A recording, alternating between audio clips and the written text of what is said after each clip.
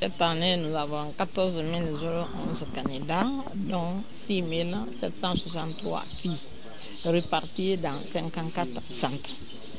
Donc 10 centres franco-arabes et 44 enseignements général. Toutes les dispositions sont prises pour le bon déroulement des examens de cette année encore. Que les élèves composent dans la paix et la sérénité. Que nous ne soyons pas contre l'évaluation. Qu'on laisse les élèves librement composer.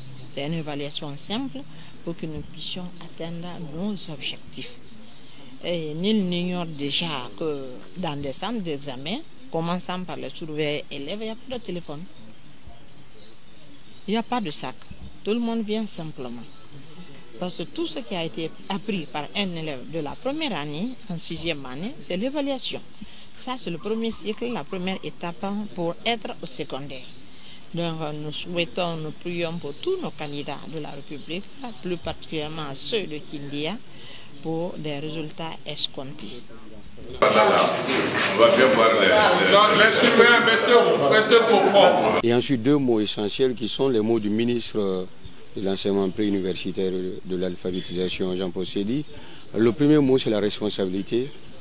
Inviter tous les acteurs impliqués, puisqu'au final, nous sommes divers, y compris vous-même qui êtes là et qui nous accompagnez, nous vous remercions d'ailleurs.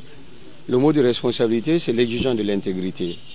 D'éviter au maximum que ceux qui ont vocation à encadrer les examens ne soient pas ceux qui sont complices de la fraude, par exemple. Jean-Paul Seydi ne considère pas, au final, et c'est le deuxième mot, l'examen doit être une forme d'examen d'un contrôle ordinaire qui est la résultante des enseignements réalisés au cours de l'année. Et donc le deuxième mot, ce sont des examens apaisés.